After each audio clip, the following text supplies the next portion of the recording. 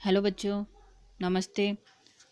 हमने इसके पहले प्रश्न नंबर 1 देख चुके हैं। मैंने आपको एक वीडियो में x² - 2x - 8 के शून्यक निकाल के बताए थे और एक वीडियो में नंबर 3 थर्ड क्वेश्चन बताया था। शायद ये 2 क्वेश्चन मैंने समझाए हैं। इस मेथड के अनुसार तुमने ये बाकी 4 क्वेश्चन कर लिए होंगे। अब मैं आपको प्रश्न नंबर 2 समझा रही हूँ। ये चारों आपको करना है। यदि ये चारों नहीं बने हैं आपसे तो आप कमेंट बॉक्स में क्वेश्चन नंबर लिख के भेजिए कि ये नहीं बना है, मैं उस पर वापस वीडियो बनाऊंगी। यदि आपके समझ में आ गया है तो अच्छी बात है। अब हम प्रश्न नंबर 2, इसमें हमें दिया हुआ है एक द्विघात बहुपद ज्ञात कीजिए जिसके शून्यकों के योग तथा गुणनफल क्रमशः दी गई संख्याएं है। तो हमने इस प्रश्न नंबर 1 में शून्यक निकाले थे। अब हम इसमें शून्यक दिए हुए हैं, अब हम इसमें बहुपद निकालेंगे। ठीक है। अब देखो प्रश्न नंबर 2.2 प्रश्नावली का क्वेश्चन नंबर 2 का प्रश्न नंबर 1 हमें दिया हुआ है 1/4 - 1। ये 2 शून्यक दिए हुए हैं। 1/4 और -1 ये 2 शून्यक हैं हमें, और इन दोनों शून्यकों के अनुसार हमें क्या निकालना है? द्विघात बहुपद। अब द्विघात बहुपद क्या होता है आपको पता है? द्विघात बहुपद का फार्मूला, आपको ये फार्मूला याद रखना है। द्विघात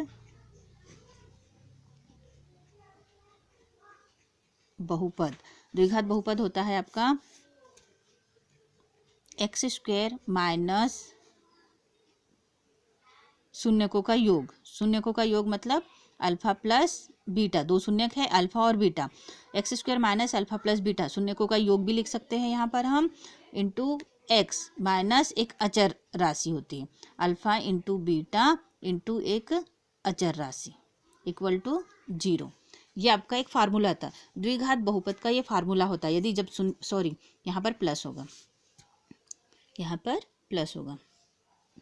x² - alpha plus beta into x plus alpha into beta एक अचर राशि c equal to 0।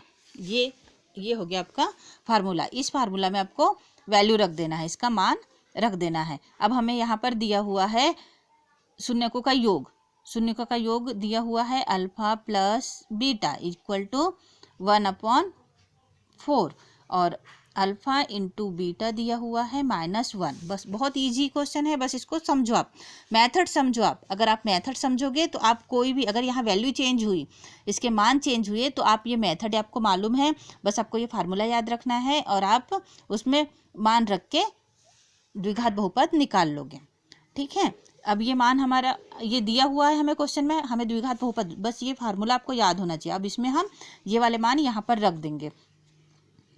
x² - alpha plus beta शून्यकों का योग दिया हुआ है हमें 1/4, इसे हम ब्रैकेट में रखेंगे x plus alpha into beta शून्यकों का गुणनफल, ये दिया हुआ है -1। हम यहाँ ब्रैकेट क्यों लगा रहे हैं? क्योंकि यहाँ पर 2 साइन एक जगह नहीं रहते हैं, इसलिए एक साइन को हम ब्रैकेट में लिख दिया, इंटू c क्या है? एक अचर राशि है, इक्वल टू 0। ठीक है। यहाँ पर c नहीं लिखेंगे हम, सिर्फ अल्फा इंटू बीटा ही आएगा यहाँ पर। यहाँ एक अचर राशि होती है, alpha into beta equal to 0। ठीक है। ये -1 हो गया।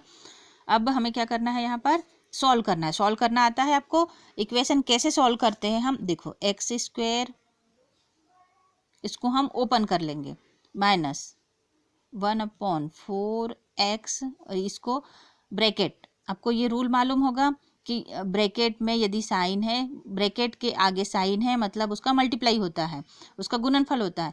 तो साइनों का गुणनफल होता है। जब साइन का गुना करेंगे हम, तो असमान चिन्हों का गुना हमेशा माइनस होता है, इक्वल टू 0। ये रूल आपको पता है या नहीं? -1 इक्वल टू 0। तो क्या आ जाएगा यहाँ पर? अब इस 4 का क्या करेंगे? हम गुना कर देंगे। इस 4 का पूरे इक्वेशन में हम क्या कर देंगे? गुना कर देंगे। तो इस 4 का गुना करो, 4x² माइनस यहाँ पर हो जाएगा x माइनस इस 4 का गुना इसमें भी हो गया, यहाँ से कट गया, और यहाँ पर -4 इक्वल टू 0। ये आपका द्विघात समीकरण बन गया एक। ये आपका आंसर आ गया। बस बहुत इजी है। बस आपको ये मेथड पता होना चाहिए, इसके सारे रूल। यदि आपको मैथ्स में जब तक रूल नहीं मालूम है, जब तक आप कुछ नहीं कर सकते। इसलिए रूल याद रखो और मेथड सीखो, बस बहुत इजी मैथ्स है। तो आपको ये अच्छे से समझ में आ गया होगा। इसी के अनुसार आपको दूसरा भी बनाना है, तो आप ये देखकर दूसरा क्वेश्चन, तीसरा क्वेश्चन कर लीजिए, ठीक है।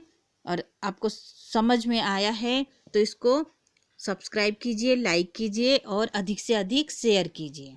बस मुझे यही चाहिए।